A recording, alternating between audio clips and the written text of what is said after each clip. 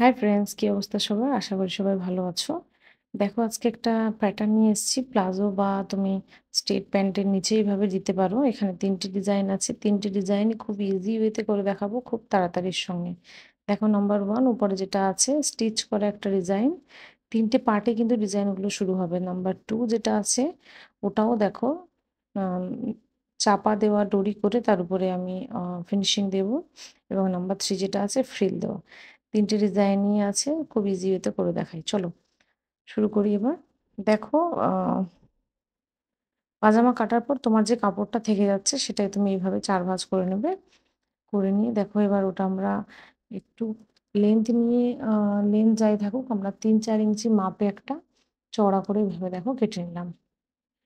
এবার আমি একটা কথা বলে দিই, আমরা যে যার লেন্থ আমি পাজামা যা রাখবো, নিচের অংশের যে ৩টে ডিজাইনের থেকে একটু কম রাখবো। ঠিক আছে?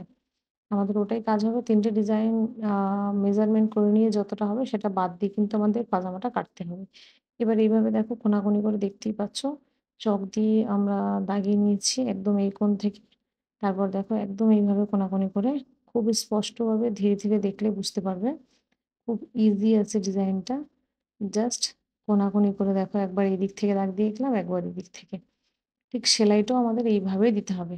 ১ম এ যেভাবে দাগ দিয়েছি ওইভাবে দেবো, তারপরে এইভাবে উপর, উপর দিলেই এসে যাবে উপরের প্যাটার্নটা। দেখো, তারপরে আমরা যে আ ডরি করেছি, চাপা ডরি, চ্যাপ্টা যে ডরিটা দুদিকে সেলাই দেওয়া, ওই ডরিটার জন্য দেখো কাপড় কেটে নিচ্ছি।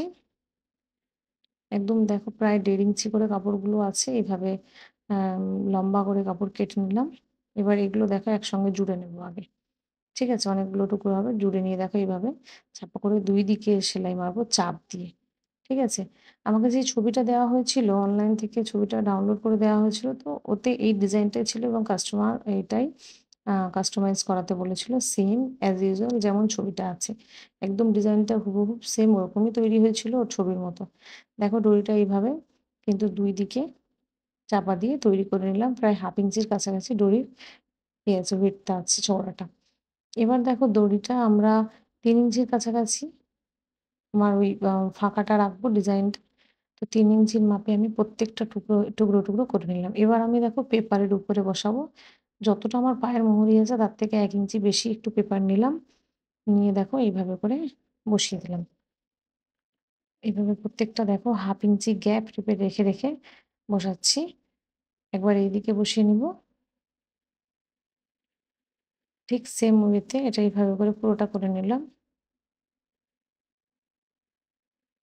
এবং অবশ্যই আমরা 1/2 ইঞ্চির গ্যাপটাই রাখবো। এটা আমাদের লক্ষ্য রাখতে হবে।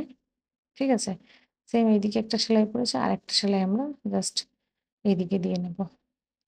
ভালো করে ধরে, ধরে দিতে হবে যাতে সরে না যায় এবং ঘুরে না যায়। দেখো, একটা ঘুরে যাচ্ছে। এরকম না ঘুরে যায়, ওকে হাত দিয়ে চেপে বসিয়ে সুন্দর করে সেলাই মেরে নিলাম। এবার দেখো, আমি বলেছিলাম যে উপরের প্যাটার্নটা খুব ইজি। দাগ অনুযায়ী জাস্ট সেলাই করা হয়েছে উপর থেকে একদম ১ পায়দান ছেড়ে, ছেড়ে সেলাই করা হয়েছে।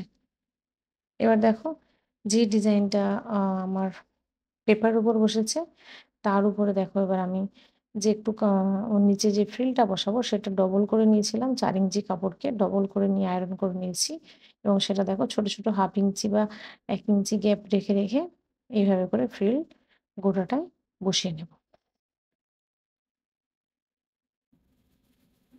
এভাবে দেখো কুচিগুলো বসিয়ে নেওয়ার পরে এবার আমাদের যেটা করতে হচ্ছে, যেটা আমাদের মেইন কাপড় আছে, ঠিক আছে? মেইন পাজামার কাপড়, সেটার সঙ্গে দেখো যে ডিজাইনটা ফার্স্ট ১ নম্বর ডিজাইনটা যেটা করেছিলাম ওটাকে অ্যাটাচ করে দিলাম এভাবে। এবার হচ্ছে এই ডিজাইনটা যেটা উপরের পার্টে থাকবে, এর নিচে থাকবে ২ নম্বর ডিজাইনটা। ২ নম্বর ডিজাইনটা দেখো ঠিক এর উপরে এইভাবে বসিয়ে নিব।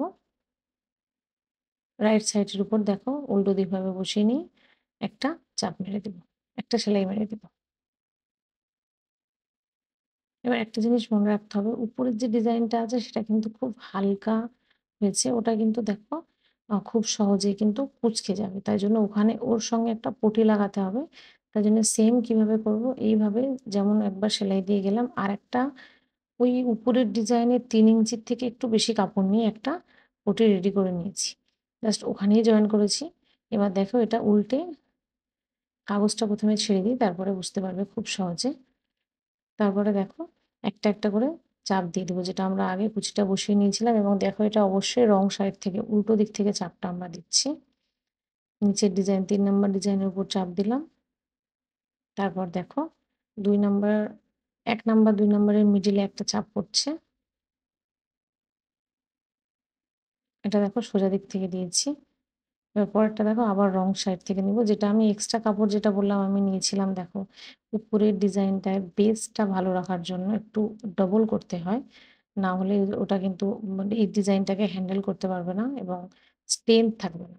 তার জন্য অবশ্যই উপরের ডিজাইনটা, যেহেতু আমি পেপার দিয়ে করিনি বা টিস্যু দিইনি বা তোমরা চাইলে ওর নিচে কিন্তু একটা পেস্টিং পেপার দিয়ে নিতে পারো, যেটা আমি দিইনি, আমি কাপড়টাই মোটা করে দিলাম। দেখো ডিজাইনটা কমপ্লিট হয়ে গেল। তোমাদের কেমন লাগলো অবশ্যই জানাইও। দেখো আমার ১, ২, ৩ ৩ টা ডিজাইনই একদম ইজি ওয়েতে করে দিলাম। খুব সহজে দেখো কাপড়টা ডিজাইনটা হয়ে গেল। এবং অবশ্যই আমার ক্লায়েন্টের সত্যি খুব পছন্দ হয়েছিল জিনিসটা। এটা খুব পুরনো একটা ভিডিও। অনেকদিন পর এডিটিং করছি। তোমাদের কেমন লাগলো জানাইও এবং লাইক, কমেন্ট, শেয়ার তো অবশ্যই করবে। দেখা হচ্ছে নেক্সট ভিডিওতে। Thank you.